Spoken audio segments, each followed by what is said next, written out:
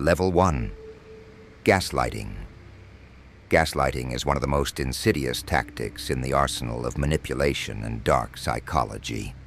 At its core, gaslighting is psychological warfare, a method of making someone doubt their own reality, memory, or sanity.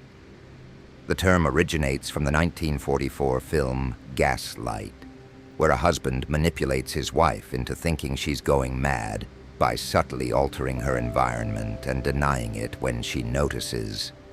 In practice, gaslighting often sounds like, "Don't be so sensitive, I was just joking."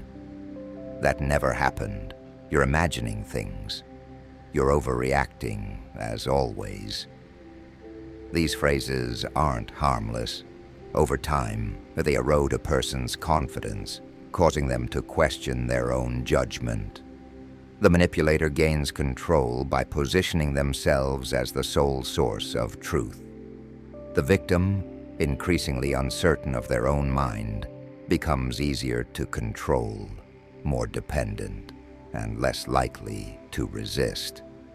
Gaslighting can occur in romantic relationships, workplaces, families, even friendships. A boss might deny ever assigning a task, then berate you for not completing it. A partner might cheat, then convince you you're paranoid for suspecting anything. It's not about lying, it's about rewriting your reality. For the manipulator, the advantage is clear: power. If they can distort your perception, they can shape your actions. It becomes easier to hide abuse, shift blame, and maintain dominance.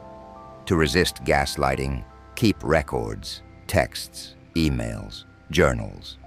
Confide in trusted third parties who can offer objective feedback. Most importantly, trust your intuition. If something feels off, it probably is. You don't need permission to believe in your own experience. Recognizing gaslighting is the first step to breaking its hold. Because once someone can no longer twist your reality, they lose their grip on your mind. Level 2. Guilt tripping. Guilt tripping is a subtle yet potent form of emotional manipulation rooted in dark psychology.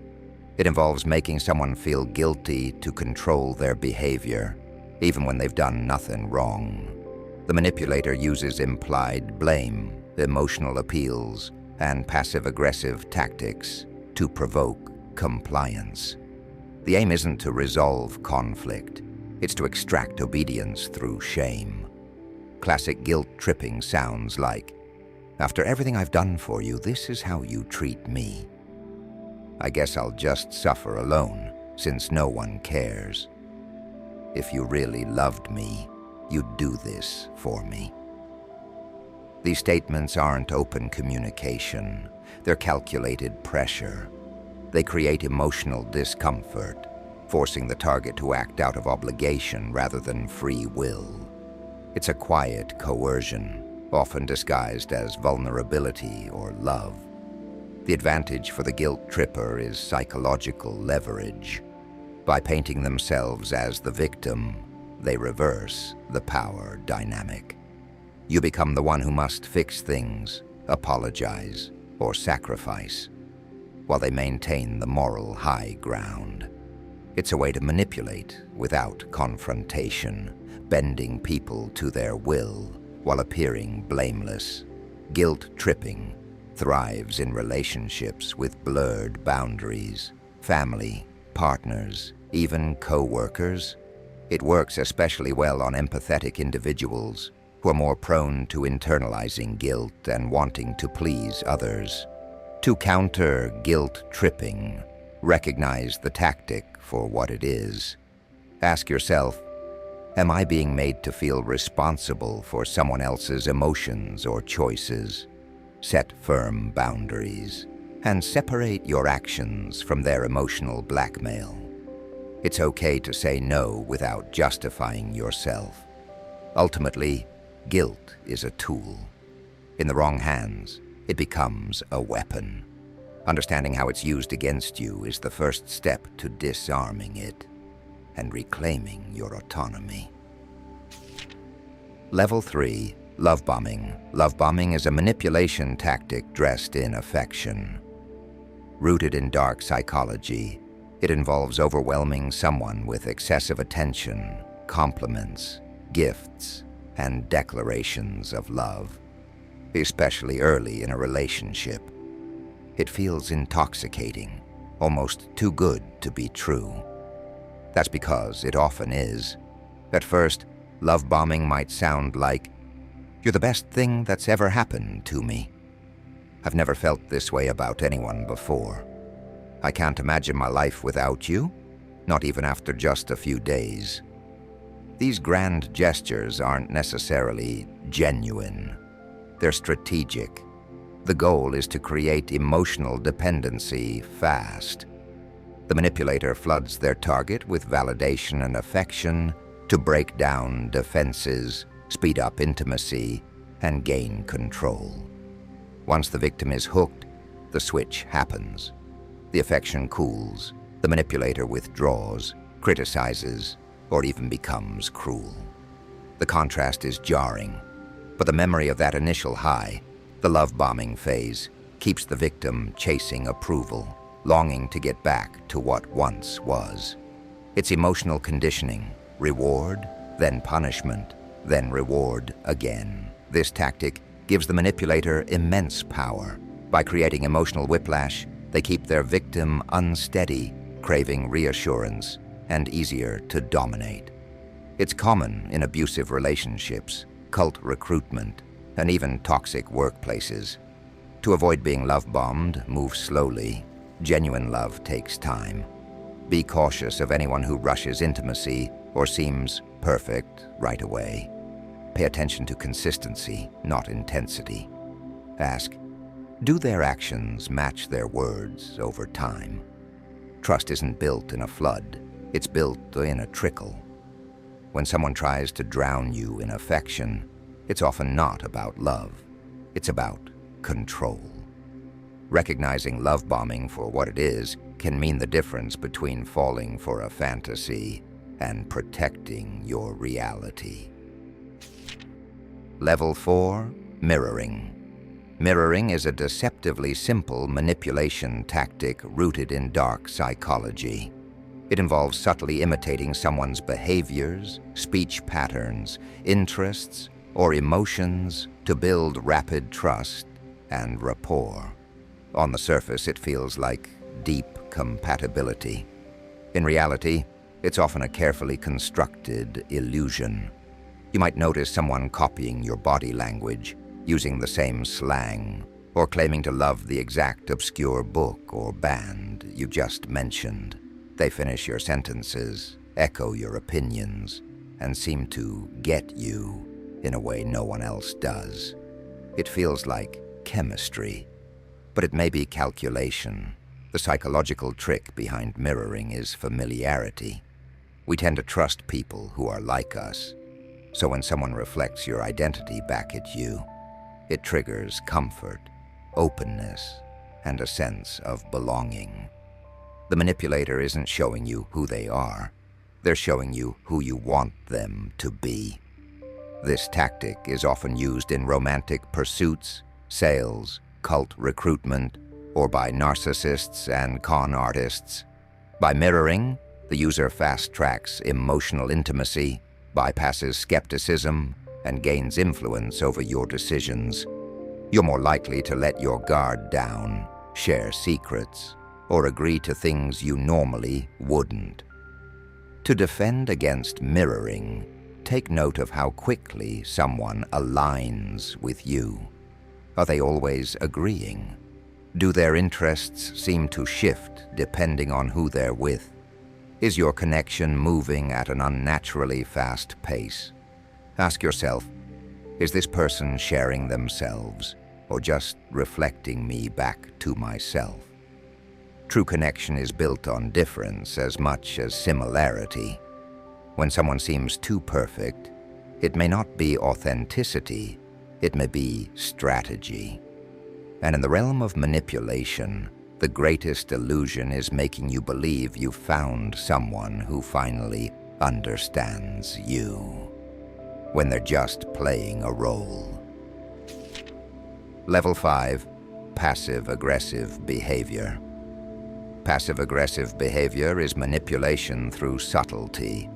Unlike direct confrontation, it cloaks hostility in politeness, sarcasm, or silence. It's the art of saying one thing while meaning another, leaving you to question whether there was ever a problem in the first place. Common examples include, "Fine, do whatever you want."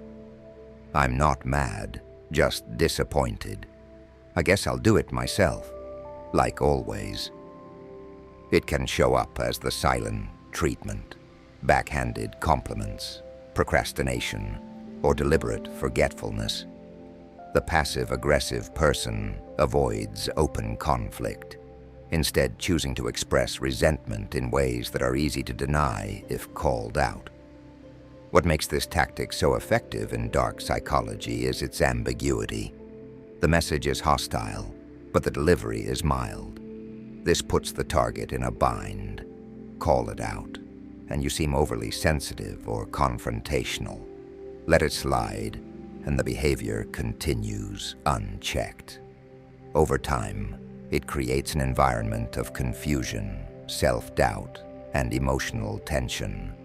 The advantage for the manipulator is control without accountability. They maintain a facade of innocence while still punishing or undermining others.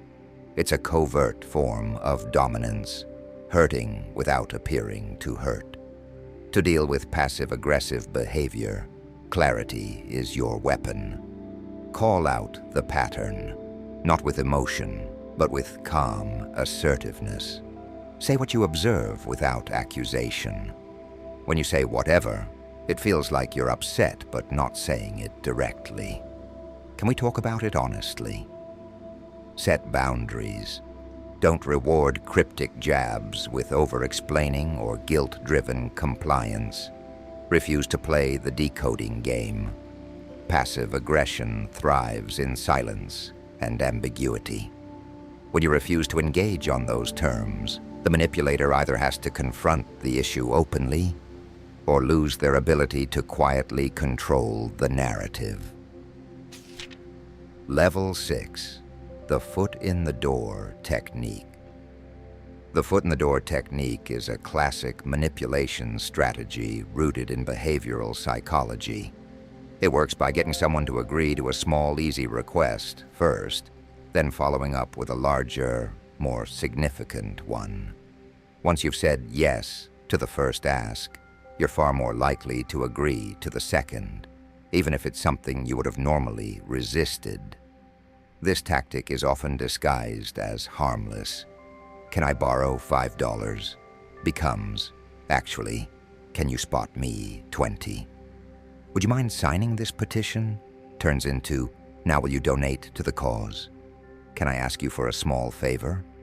Escalates to, "Can you do this big task for me?" The psychological principle behind it is consistency. Humans like to appear consistent in their behavior. Once we've committed to something, we tend to follow through to avoid internal discomfort or seeming unreliable. Manipulators exploit this by easing you in and slowly turning up the pressure. Used in sales, relationships, politics, or cult recruitment, the foot-in-the-door technique is a subtle way to bypass defenses. Each agreement chips away at resistance, making the final, larger ask feel like a natural progression instead of a manipulation. To avoid falling into this trap, pause between requests, especially if the second one feels disproportionate to the first. Ask yourself, would I have agreed to this bigger request if it was presented on its own? If not, it's a red flag. Be wary of incremental commitments, especially when they start small but escalate quickly. It's okay to change your mind, even if you already said yes to the first ask. Saying no later isn't a betrayal. it's a boundary. The foot in the door may seem polite, but once it's inside, it often pushes much further than you ever expected. Level 7, the door-in-the-face technique. The door-in-the-face technique is a manipulation strategy that relies on calculated rejection. It begins with an unreasonably large request, one the manipulator knows you'll refuse. Then almost immediately, they follow it up with a smaller, more reasonable request. The catch? That smaller request was their goal all along. Common examples sound like this. Can you donate $500 to our organization? No. Well, even $20 would help. Will you help me move all weekend? That's too much. Okay, how about just a couple hours on Saturday? Can you work late every night this week? No. Then could you just stay late tonight? The psychology behind it is based on the principle of reciprocal concession. When someone makes a large request and then backs down, it feels like they're compromising. Subconsciously, you feel social pressure to meet them halfway, even though that compromise is exactly what they wanted in the first place. This tactic gives the user the upper hand by reframing their actual goal as a favor or concession. You walk away feeling like you've avoided something worse when in reality, you've been maneuvered into compliance. To avoid falling for this manipulation, recognize the setup. An absurd ask followed by a quick retreat. Ask yourself, is this second request something I genuinely want to do? Or do I feel obligated because it seems better than the first one? Buy yourself time. Don't agree in the moment just because you're uncomfortable saying no twice in a row. You're not rude for holding your ground. You're being deliberate. The door-in-the-face technique makes it feel like you're in control, but in truth, the manipulator opened with a bluff, then walked you straight into the real trap. Level 8, Triangulation. Triangulation is a manipulation tactic rooted in dark psychology, where a third party is introduced, real or imagined, to create tension, rivalry, or dependency between two people. It's a way to destabilize relationships, sow insecurity, and maintain control by forcing others to compete for approval or validation. A classic example is in romantic relationships. I mean, she never made me feel this way. My ex used to do this better. Everyone else thinks I'm right. You're just being difficult. In friendships or family, it might sound like, even your sister agrees with me. I wouldn't normally say this, but people have been talking about how you've changed. The manipulator never deals with conflict directly. Instead, they bring in another person, either literally or by invoking their opinion, to shift the power dynamic. The target is left off balance, wondering who to trust, and often begins to compete for the manipulator's attention, approval, or loyalty.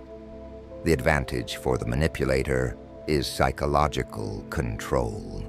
By creating tension or insecurity between others, they remain at the center of the relationship triangle, positioned as the one in control. It also prevents unity.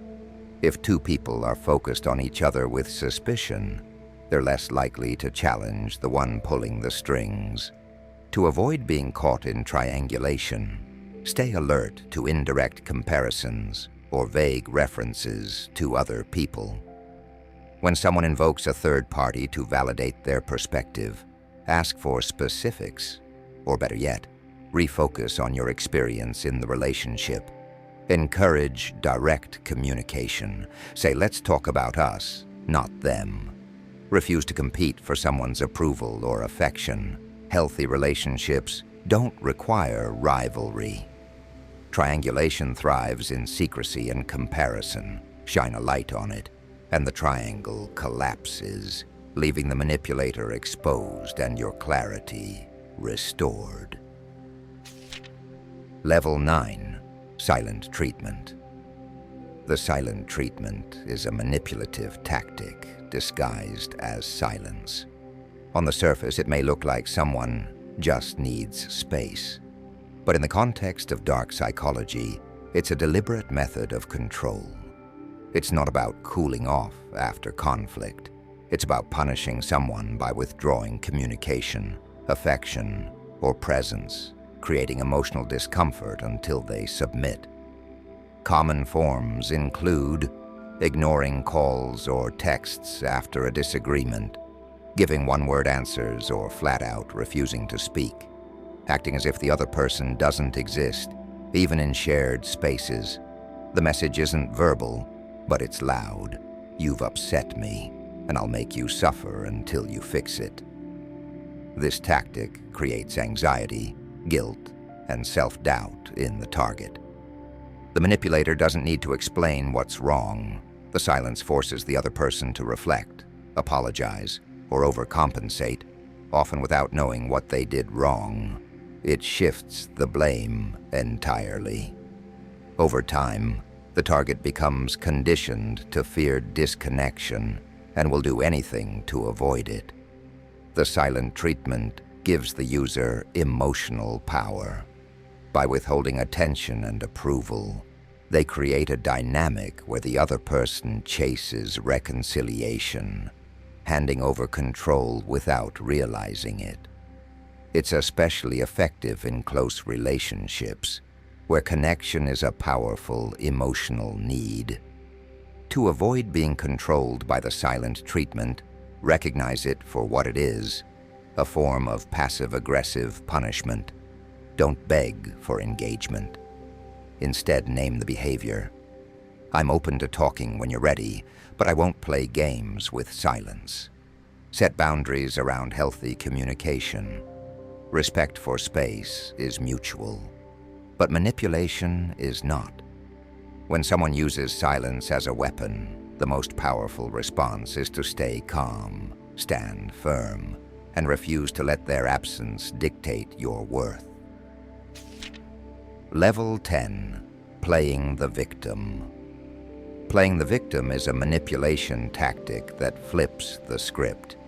Instead of taking responsibility, the manipulator casts themselves as the innocent party, helpless, misunderstood, or wronged, regardless of the actual facts. It's not about being hurt. It's about weaponizing that hurt to gain sympathy, avoid blame, and control others. You'll hear it in statements like, "Why are you attacking me when I was just trying to help? I can't believe you're making me feel like the bad guy. I guess I'm just never good enough for anyone." These phrases don't open the door to honest discussion. They shut it. By framing themselves as the victim, manipulators derail the conversation and shift the emotional spotlight. Suddenly, it's no longer about what they did. It's about how you made them feel. The advantage of this tactic is powerful. People are naturally wired to protect the vulnerable. When someone appears hurt or fragile, our instinct is to comfort them, not confront them.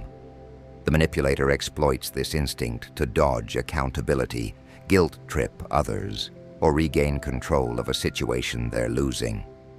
This behavior can appear in relationships, families, friendships, and even workplaces. Over time, it creates a toxic dynamic where confronting bad behavior feels cruel, because you're made to feel like you're kicking someone who's already down. To defend against this, focus on the facts, not the feelings being projected. Acknowledge emotions without abandoning the truth. Say things like, "I understand you're upset, but that doesn't change what happened." refuse to be guilted into silence. Real victims seek support and growth. Manipulative ones seek power. The difference lies in intention, and recognizing that can be the first step toward breaking the emotional chokehold of false victimhood. Level 11, False Humility. False humility is manipulation wrapped in modesty. It's when someone downplays their abilities, achievements, or importance, not out of genuine humility, but to fish for praise, disarm criticism, or gain influence. At first glance, it looks like selflessness. In reality, it's a strategic performance designed to make others drop their guard. Common examples include, "Oh, I didn't do much. They handled most of it," when they led the entire project. "I'm really not that smart," after consistently outperforming everyone. "I just got lucky," while actively seeking recognition or control behind the scenes. This kind of modesty isn't about shrinking the ego. It's about managing perception. The manipulator appears humble, but their aim is often validation, admiration, or power.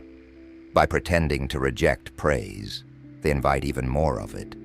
By seeming self-deprecating, they neutralize envy or suspicion, and by lowering expectations, they set themselves up to exceed them, earning further praise and trust. The advantage is clear. False humility builds social capital. It masks ambition behind relatability. People are more likely to trust, help, or follow someone who appears humble and unthreatening, even if that persona is carefully curated. To spot false humility, look for patterns. Does their modesty lead to compliments, sympathy, or strategic gain? Do they deflect credit publicly, but demand recognition privately? Is their self-deprecation a performance, or does it stem from sincerity? To avoid being manipulated, focus less on words and more on actions. Genuine humility doesn't need an audience. Be wary of those who consistently put themselves down in ways that subtly lift them up. False humility is not about being small. It's about appearing small to become powerful. Recognize it for what it is, and you'll see the strings behind the smile. Level 12, Minimization. Minimization is a manipulation tactic rooted in downplaying harm, responsibility, or emotional impact. It's the act of making serious issues seem insignificant, brushing off real problems as overreactions, exaggerations, or misunderstandings. In dark psychology, minimization is used to distort reality, avoid accountability, and silence valid emotions. It often sounds like, "It wasn't that bad. You're being too sensitive. I was just joking. Don't make a big deal out of it. That only happened once. Why are you still talking about it?" Whether used in relationships, workplaces, or family dynamics, the goal is the same: to invalidate the other person's experience. The manipulator reframes the situation to make the victim question their reaction, feel ashamed for speaking up, or even believe that they're at fault. The advantage for the manipulator is control without confrontation. By making the problem seem smaller, they protect their image, avoid consequences, and make it harder for others to hold them accountable. It's a subtle form of gaslighting. Reality isn't denied outright, but it's diluted, reshaped into something easier to dismiss. Over time, victims of minimization may begin to distrust their own emotions. They learn to silence themselves, tolerate mistreatment, and doubt whether they deserve to be upset. To resist minimization, hold firm to your experience. If something hurt you, it matters. You're not required to justify your feelings or shrink your pain to make others comfortable. Use clear, assertive language. "It may not seem like a big deal to you, but it is to me." Seek support from people who validate your reality. Manipulators rely on isolation and self-doubt. Break that cycle by standing in your truth.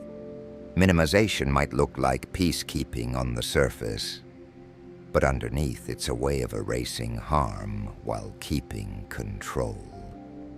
Don't let someone else decide how much your pain is allowed to matter.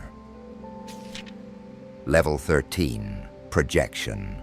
Projection is a defense mechanism turned manipulation tactic, one of the most deceptive tools in dark psychology.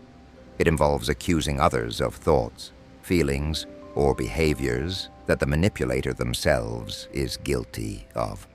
Rather than face their own flaws, they project them onto someone else, flipping the script and shifting the blame. You'll hear it in phrases like, "Why are you so jealous?" from someone who's been hiding their own infidelity. "You're so controlling," says the person who constantly dictates your choices. "I can't trust you," from someone who lies without hesitation. At its core, projection is about evasion. The manipulator can't or won't accept uncomfortable truths about themselves. So they redirect that negativity outward, making you the problem. This tactic not only protects their self-image but also destabilizes you emotionally. You start second-guessing yourself. Am I really like that? Did I do something wrong? The advantage of projection is twofold. It disarms criticism before it lands and puts the target on the defensive. Instead of confronting the manipulator's behavior, you're forced to defend your own, diverting attention and giving them the upper hand. To resist projection, practice emotional detachment in the moment. When accusations feel strangely out of sync with your actions, pause and reflect. Does this behavior actually reflect me or them? Keep records if the dynamic is chronic. Clarity over time will reveal the pattern. Call it out calmly if safe to do so. That doesn't reflect what I've done, but it sounds like something that's been on your mind. Projection thrives when the target internalizes the blame. The antidote is self-awareness and grounded confidence. When you know who you are, someone else's distortions can't rewrite your reality. Recognize projection for what it is, a mirror held up in reverse, showing you their reflection, not yours. Level 14, Emotional Invalidation. Emotional invalidation is a subtle yet deeply damaging manipulation tactic rooted in dark psychology. It involves dismissing, minimizing, or mocking someone's feelings, sending the message that their emotions are wrong, exaggerated, or unworthy of recognition. Over time, this erodes a person's ability to trust their own emotional experiences. Common examples include, "Stop being so dramatic." "You're overreacting, it's not a big deal." "Other people have it worse. You should be grateful." "Why are you so emotional all the time?" Rather than offering support or empathy, the manipulator uses invalidation to assert control. By undermining your feelings, they gain the upper hand in the conversation, positioning themselves as rational, calm, or morally superior, while you're left feeling irrational, weak, or ashamed. The real power of emotional invalidation lies in the confusion it creates. When someone repeatedly tells you your feelings are unjustified, you begin to question your own reality. You start suppressing emotions, second-guessing your instincts, and walking on eggshells to avoid being labeled too sensitive. For the manipulator, the advantage is clear: silence, compliance, and emotional dominance. If you stop expressing your needs, they never have to meet them. If you doubt your own reactions, you're less likely to challenge theirs. To avoid falling victim to emotional invalidation, trust your internal compass. Your feelings don't require external approval to be valid. Practice naming your emotions clearly and calmly. I'm not overreacting. This is how I feel. And it matters. Surround yourself with people who listen rather than dismiss. And most importantly, don't internalize someone else's refusal to acknowledge your emotions. That's not a reflection of your worth. It's a reflection of their limitations. Emotional invalidation is control through quiet erasure. Recognizing it is the first step in reclaiming your voice and the right to feel without apology. Level 15, Denial of Accountability. Denial of accountability is a manipulation tactic deeply rooted in dark psychology. It involves refusing to take responsibility for one's actions, often by shifting blame, making excuses, or rewriting the narrative entirely. Rather than admit fault, the manipulator distorts the truth to avoid consequences and maintain control. Common examples include, "I never said that. You must be remembering it wrong. It's not my fault you took it that way. You made me act that way by pushing me. I only did it because I was stressed. You know how I get." This tactic serves a clear purpose: self-protection. By denying accountability, the manipulator shields their ego and avoids the discomfort of guilt or shame. But more than that, it's a calculated strategy. If they can deflect blame, they shift the emotional burden onto you. You become the one apologizing, explaining, or overthinking, while they escape the fallout. Over time, this dynamic becomes toxic. You start to question your memory, your emotions, even your reality. It becomes harder to call out wrongdoing because each confrontation turns into a maze of excuses and reversals. The advantage for the manipulator is power through confusion. If nothing is ever their fault, they never have to change. They can continue harmful behavior while convincing you that you're the problem. To counter this, stay grounded in facts and patterns, not just isolated incidents. Use clear, assertive language.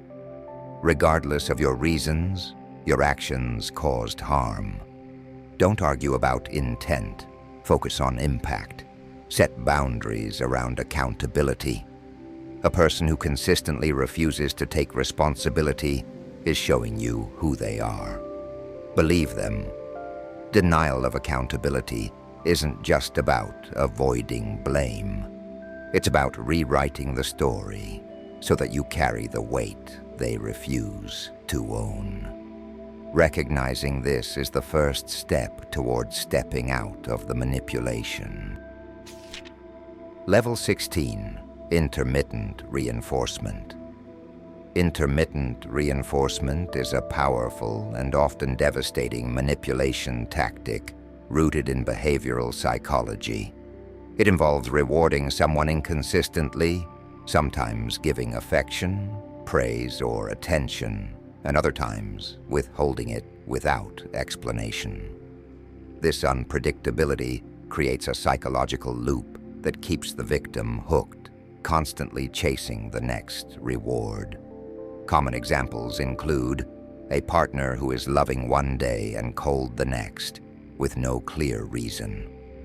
A boss who occasionally praises your work but ignores or criticizes it at other times. A friend who disappears for weeks, then suddenly showers you with attention. The key is inconsistency.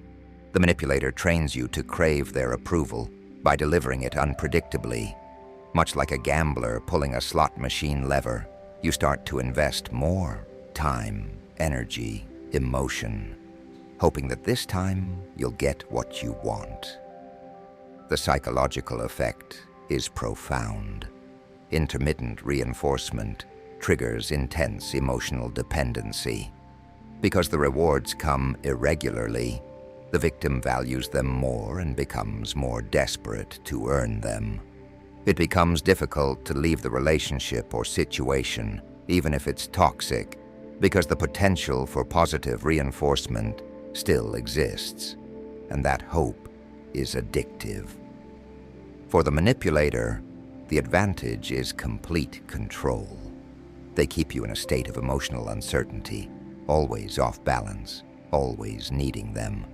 It's a strategy often seen in narcissistic abuse, toxic relationships, and cult-like environments. To protect yourself, learn to recognize patterns. Consistency is a hallmark of healthy relationships. If someone gives affection or validation only when it benefits them, take a step back, set boundaries, and observe how they react. A person who withholds care as punishment or manipulation will often escalate when their control is threatened. Intermittent reinforcement doesn't just manipulate your feelings, it rewires your behavior. Awareness is your first defense against its grip. Level 17. Feigned ignorance. Feigned ignorance is a manipulation tactic where someone pretends not to know or understand something in order to avoid responsibility, delay consequences, or maintain control. It's the calculated act of playing dumb, masking intention, insight, or awareness to gain the upper hand without appearing overtly aggressive. Common examples include, "Oh, I didn't realize that upset you," after repeating the same behavior multiple times. "I had no idea that was due today," despite clear communication and reminders. "Wait, you wanted credit for that? I thought it was a team effort." "Sorry, I didn't think that rule applied to me." At first it may seem harmless, just a misunderstanding. But when used consistently, feigned ignorance becomes a shield. The manipulator dodges blame, plays innocent, and forces others to over-explain, overcompensate, or take on extra responsibility. The advantage is twofold: plausible deniability and lowered expectations. If they're constantly confused or unaware, people start doing the heavy lifting for them, emotionally, mentally, and practically. They create a dynamic where others are expected to manage their actions, protect their image, or clean up their mess. It also allows the manipulator to cross boundaries without confrontation. If they're called out, they can always fall back on, "I didn't know." Meanwhile, the damage is already done. To defend against feigned ignorance, document communication and expectations. Set clear boundaries and hold people accountable, whether they knew or not. Don't be afraid to say, "We've discussed this before," or "This isn't the first time." Watch for patterns. One mistake is human. Repeated confusion is strategy. Feigned ignorance isn't about lack of understanding. It's about calculated avoidance. When someone consistently plays dumb at the exact moments it benefits them, they're not clueless. They're controlling the game. Recognizing this tactic is the first step to ending it. Level 18. Appeal to authority. Appeal to authority is a manipulative tactic that leverages status, expertise, or power, real or perceived, to shut down critical thinking and force compliance. It's not about facts or logic. It's about who said it. In dark psychology, this tactic is used to override objections, silence dissent, and create an illusion of certainty. Common examples include, "Trust me, I know what I'm talking about. I've been doing this for years." "Everyone in charge agrees with me, so you should too." "Dr. X said this is true, so there's no point in arguing." "My mentor told me this is the only way. It has to be right." The problem isn't authority itself. It's when authority is used as a weapon, when someone expects you to accept a claim just because of their title, experience, or connection, without question or evidence. In manipulative hands, this tactic discourages independent thought. People are conditioned to obey those with authority, so questioning them feels uncomfortable, even wrong. That discomfort is what the manipulator counts on. The advantage for the user is control through intimidation or perceived credibility. By appealing to a higher power, they sidestep scrutiny and make you feel naive or foolish for doubting them. It's especially powerful in hierarchies, workplaces, religious groups, academic settings, where challenging authority has social or professional risks. To counter this tactic, separate the message from the messenger, ask for evidence, test claims against reason, not just reputation. Titles and credentials can add weight, but they don't make someone infallible. True authority invites questions. Manipulative authority silences them. When someone demands trust without transparency or obedience without clarity, you're not being educated. You're being controlled. Stay curious, stay skeptical, and remember, critical thinking isn't disrespectful. It's your best defense against manipulation in a world full of confident voices. Level 19. Overloading with information. Overloading with information, also known as information dumping or data drowning, is a manipulation tactic rooted in cognitive overwhelm. It involves flooding someone with excessive details, technical jargon, or rapid-fire explanations, so much so that they struggle to process what's being said. The goal isn't to inform, it's to confuse, distract, or dominate.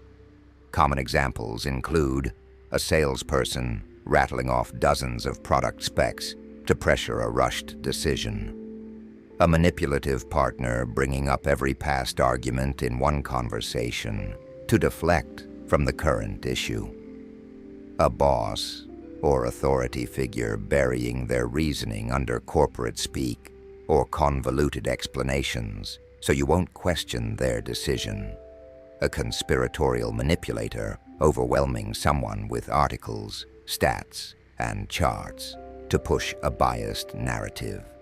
The advantage for the manipulator is control through confusion. When your mind is overwhelmed, your critical thinking shuts down. You're more likely to defer to the speaker, agree without fully understanding, or give up trying to argue.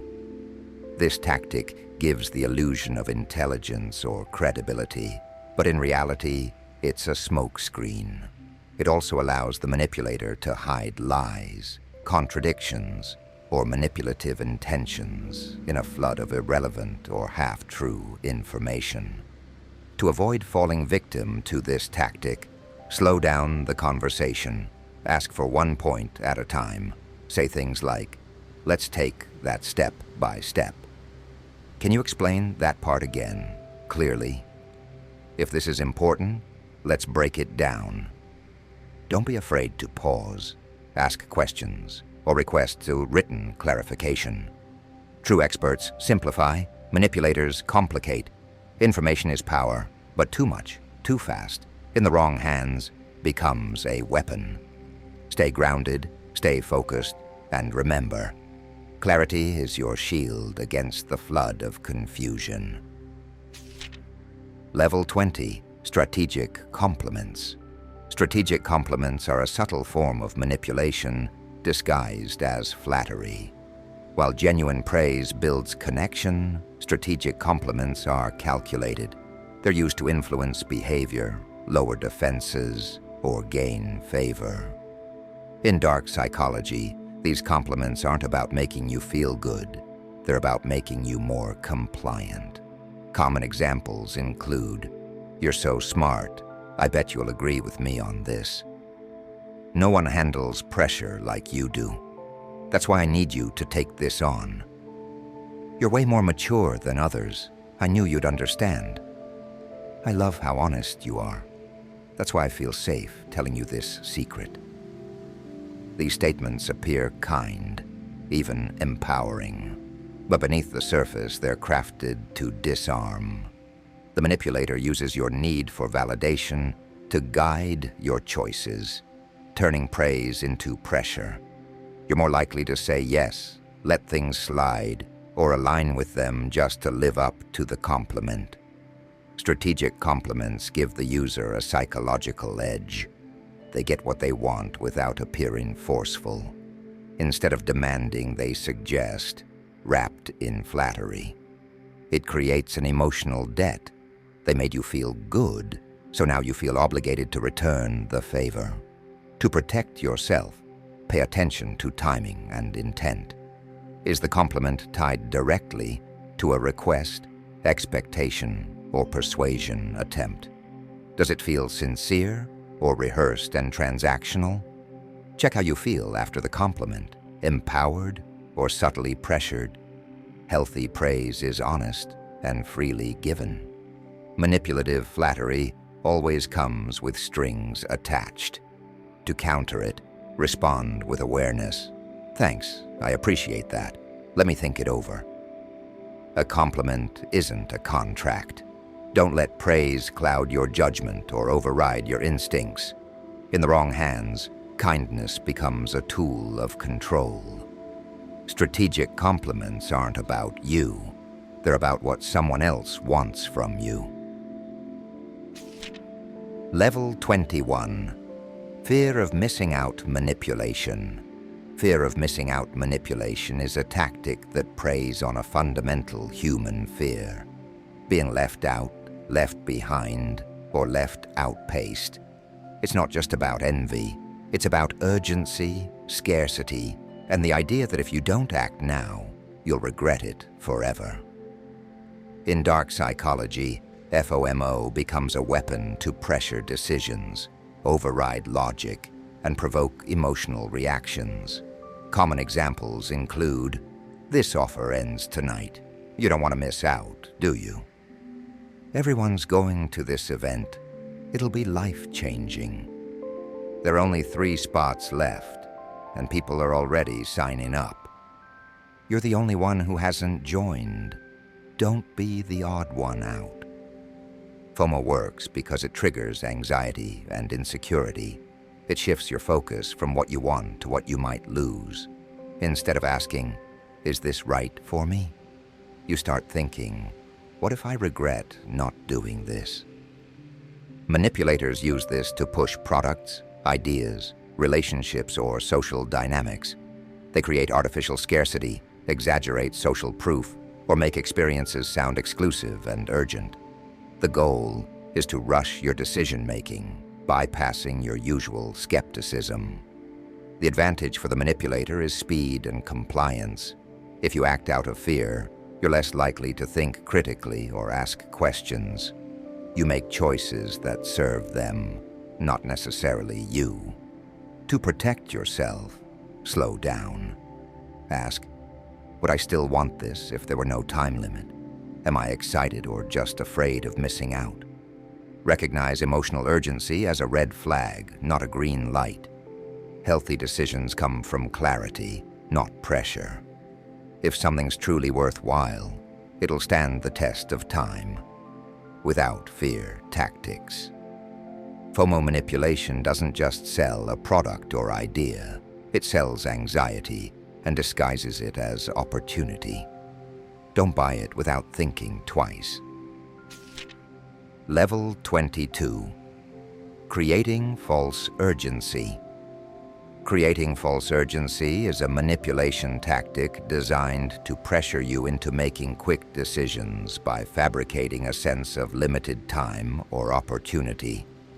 In dark psychology, this technique exploits your instinct to act fast under pressure, triggering panic, impulsivity, and the fear of loss, all while steering you toward a decision that benefits them, not you. Common examples include, This deal is only available for the next 10 minutes.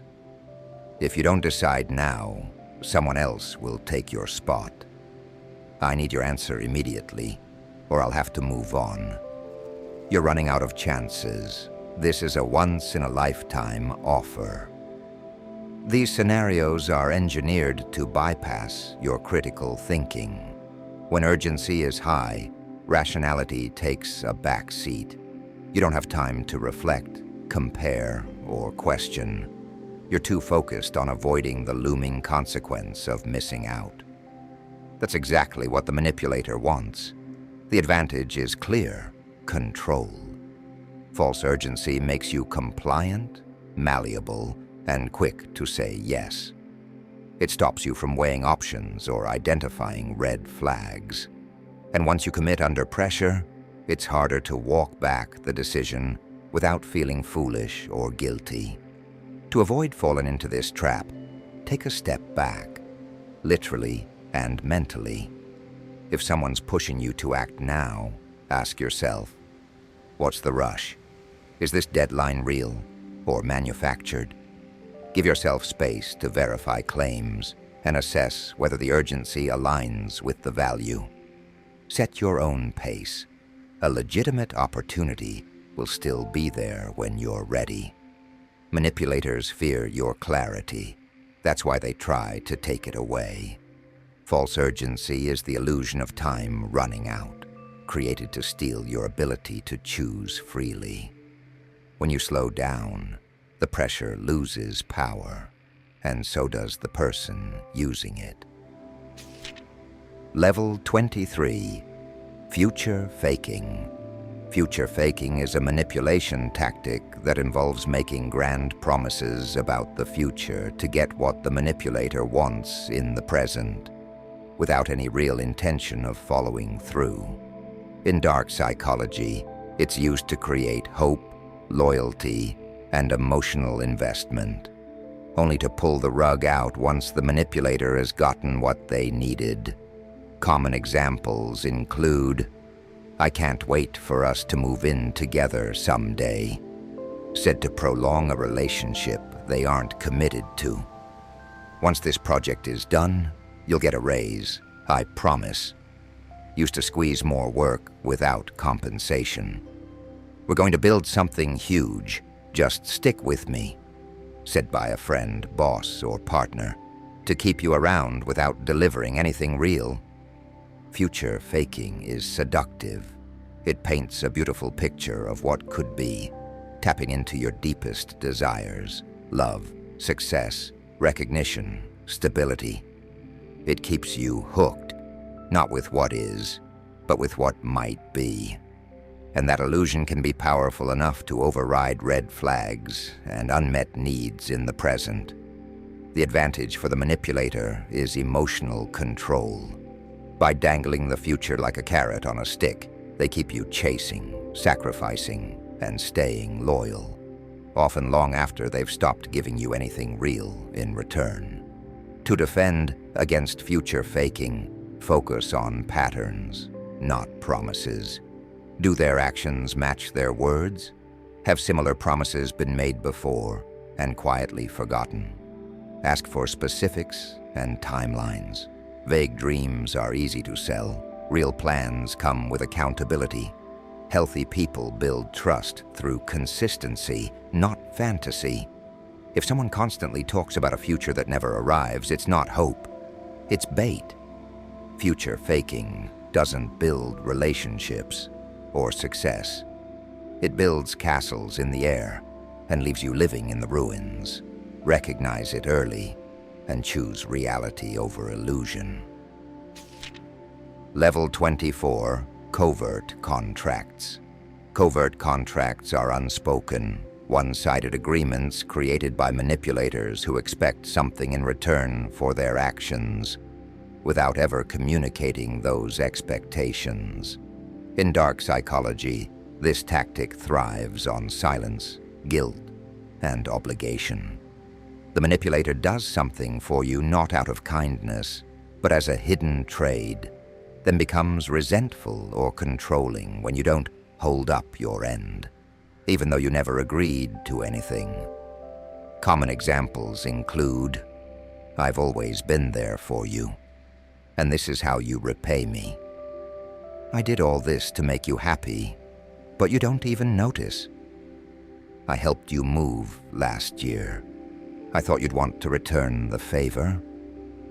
"I listen to your problems all the time. Why aren't you there for me right now?" The manipulator never makes their expectations explicit. Instead, they keep the contract hidden, performing favors, kindness, or emotional labor while silently expecting repayment. Whether through loyalty, praise, affection, or compliance.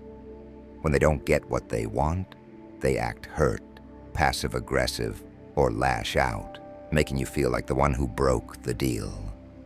The advantage here is plausible deniability.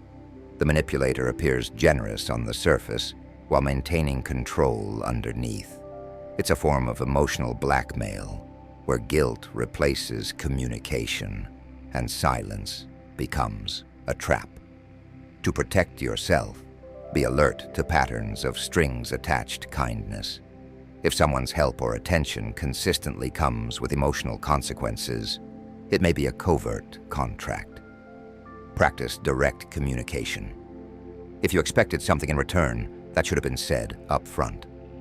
Also, avoid creating covert contracts yourself.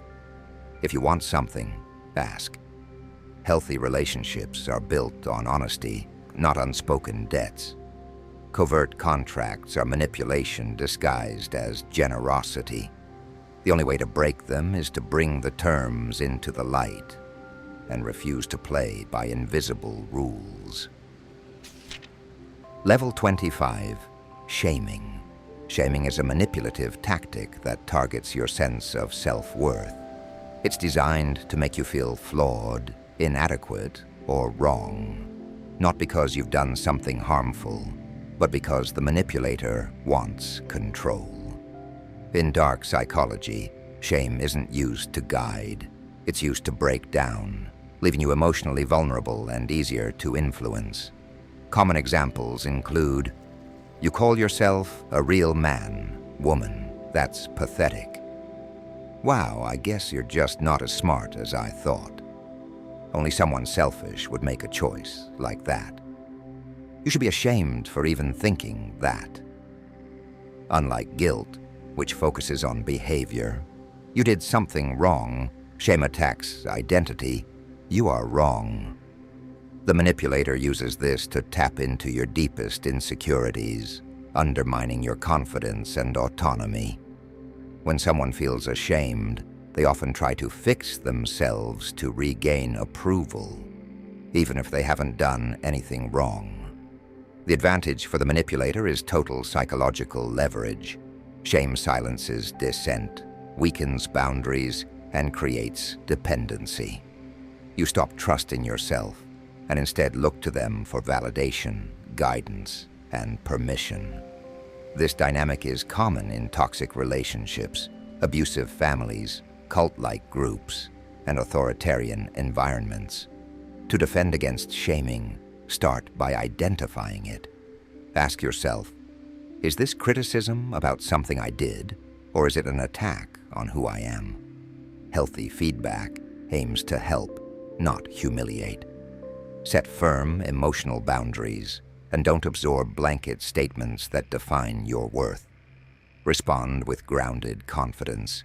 You're entitled to your opinion, but that doesn't define me. Surround yourself with people who speak with honesty, not cruelty. Shame is a powerful weapon, but only when you accept it as truth. When you reclaim your voice and sense of self, the manipulator's greatest tool begins to lose its grip.